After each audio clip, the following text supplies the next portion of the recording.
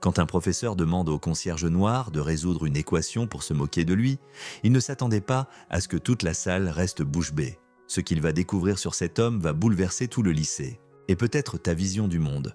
Pause dramatique. Reste bien jusqu'au bout, car cette histoire pourrait bien te surprendre. Le lycée Saint-Honoré, situé dans une banlieue chic de Paris, était connu pour son excellence. Chaque mur semblait respirer la réussite. Des cadres en bois massif affichaient toutes des photos de promotion brillantes, de jeunes bacheliers reçus avec mention « très bien » et d'anciens élèves devenus avocats, ingénieurs ou hauts fonctionnaires. Les parents d'élèves étaient de médecins, chefs d'entreprise, avocats, et l'ambiance générale baignait dans une certaine suffisance. Mais au milieu de ce décor d'élite, il y avait un homme que peu remarquaient, Monsieur Coffy. Chaque matin, avant même que les élèves ne franchissent le portail, il était déjà là, balayant la cour, réparant une serrure défectueuse ou déposant du sel devant les marches les jours de gel. Il ouvrait les fenêtres pour aérer les classes, vidait les corbeilles oubliées par les élèves pressés et souriait toujours, grand, le dos un peu voûté par les années de travail manuel.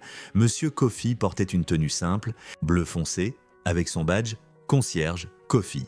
Mais malgré sa discrétion, il rayonnait d'une bienveillance naturelle. Il saluait chaque élève par son prénom, aidait ceux qui avaient oublié leur carte de cantine, réconfortait les enfants en pleurs et n'hésitait jamais à rendre service. Pour lui, chaque personne méritait du respect. Même ceux qui ne lui en donnaient pas, mais du côté des professeurs, c'était une autre histoire. La salle des profs était un espace à part, un sanctuaire de savoir, d'ego et parfois de moquerie. Ce jour-là, pendant la pause déjeuner, un jeune professeur de mathématiques fraîchement recruté racontait une anecdote. « Non mais sérieusement, j'ai demandé à mon élève de résoudre une simple équation. Il a confondu le D avec un chiffre 3, j'ai failli pleurer de rire. » Les autres enseignants ricanèrent. Un professeur d'histoire ajouta, sarcastique, « Ah, on n'est plus à l'époque des génies. » Franchement, même Coffy aurait mieux répondu. Les rires fusèrent à nouveau. Cette fois, plus fort, certains tapèrent même sur la table. Et comme souvent dans ces moments-là, l'arrogance fit surface. « Allez, on devrait le tester un jour. » Lui balancer une équation bien tordue, juste pour rigoler. Vous imaginez sa tête?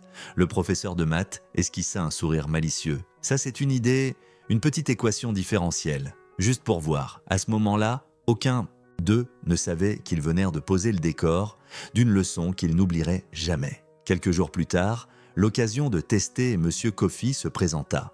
Du moins, c'est ainsi que certains enseignants le voyaient. Il était un peu plus de 17 heures, la fin des cours venait de sonner. Les couloirs se vidaient, les élèves rentraient chez eux, mais dans la salle des professeurs, l'ambiance était encore détendue. Certains corrigeaient des copies, d'autres discutaient autour d'un café. Le jeune professeur de mathématiques, toujours aussi espiègle, venait de tracer une équation au tableau blanc. Une équation complexe, volontairement piégeuse. Voilà, lança-t-il d'un ton amusé, une petite différentielle pas facile. Même certains de mes étudiants en prépa auraient du mal.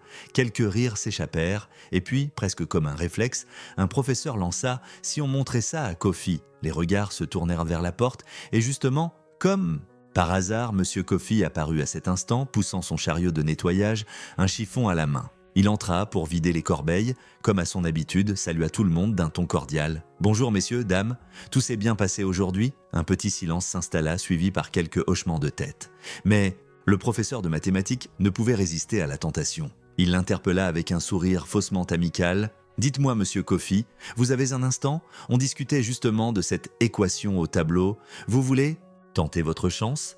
Juste pour le fun. » Le ton se voulait léger, mais la provocation était claire. Certains enseignants se figèrent. Une collègue tenta même de lui faire signe d'arrêter. Mais c'était trop tard. Tous les regards s'étaient si tournés vers le concierge. Et là où l'on s'attendait à un sourire gêné, une main qui repousse poliment l'invitation, il y eut un silence réfléchi. Monsieur Coffy posa son chiffon, s'approcha lentement du tableau, examina l'équation sans dire un mot. Il fronça à peine les sourcils, analysa les termes un à un. Il n'avait ni cahier, ni calculatrice, ni livre de référence, seulement sa mémoire et son intelligence. Puis, calmement, il prit le marqueur blanc posé au bord du tableau. Il entama la résolution avec une rigueur et une précision chirurgicale. Il factorisa, simplifia, développa, et surtout, il expliqua ses étapes à voix haute comme un professeur en train de donner un cours à ses élèves. En fait, cette équation est plus simple qu'elle en a l'air. On reconnaît ici une variation de la méthode d'Euler, mais si on applique plutôt une substitution intelligente, on peut l'intégrer directement. Des yeux s'écarquillèrent. Une fourchette tomba au sol. Personne ne parlait, on entendait seulement le grincement du marqueur sur le tableau. Et à la fin de sa démonstration, il s'arrêta, se retourna et dit tranquillement « Aussi, je crois que vous avez oublié un coefficient ici. Sans lui, l'équation perd sa cohérence. » Une simple erreur d'écriture, sans doute. Le professeur de mathématiques, Blême, s'approcha lentement du tableau pour vérifier. Il regarda la solution. Il savait qu'elle était correcte. Pire encore, il n'aurait probablement pas trouvé une méthode aussi élégante lui-même. Il balbutia « Mais comment? Vous avez appris tout ça ?» Monsieur Coffey répondit simplement, d'un ton humble mais ferme « Vous savez, il y a des choses qu'on n'oublie pas, surtout quand elles font partie de vous. » Un silence presque solennel régnait dans la salle des profs. Personne ne trouvait les mots. Le professeur de mathématiques, d'ordinaire si sûr de lui, restait figé devant le tableau, les lèvres entr'ouvertes, incapable de répondre.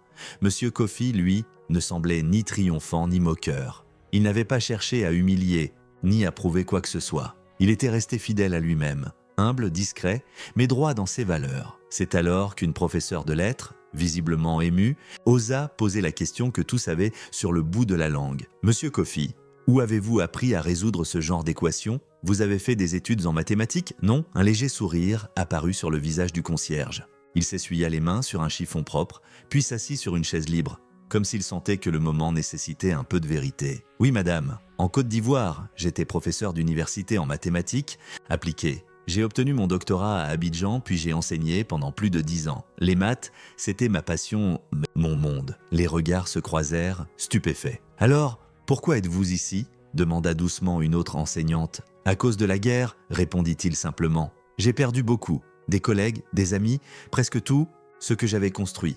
J'ai fui avec ma femme et mes 2 enfants. Quand nous sommes arrivés en France, j'ai tenté de faire reconnaître mes diplômes. Mais entre la paperasse, les délais interminables et le besoin de subvenir aux besoins de ma famille, j'ai accepté ce poste de concierge.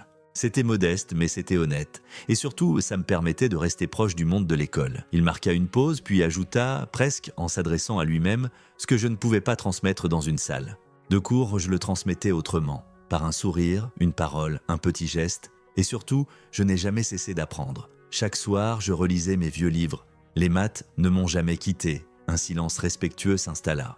Les professeurs n'étaient plus face à le concierge, mais face à un homme de savoir, de courage et de dignité. Le lendemain, le proviseur convoqua une réunion exceptionnelle. Sous le choc de ce qu'ils avaient découvert, plusieurs enseignants proposèrent de lancer une initiative pour aider à la reconnaissance des diplômes étrangers. On se rendait compte qu'il n'y avait peut-être pas qu'un seul Coffey, mais des dizaines, des centaines de talents ignorés, relégués à l'ombre par ignorance ou préjugé, et Monsieur Coffey, il accepta, sur proposition du proviseur, de donner des cours de soutien en mathématiques pour les élèves en difficulté. Rapidement, sa classe informelle devint un espace de confiance et de découverte. Les élèves l'appelaient « Prof Coffey », avec affection et respect. Certains professeurs, même, venaient discrètement lui demander conseil sur des points techniques.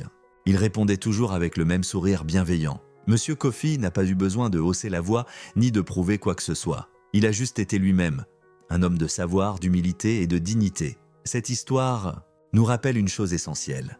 Ne sous-estime jamais une personne à cause de son apparence ou de sa fonction. Les véritables génies ne portent pas toujours de cravate.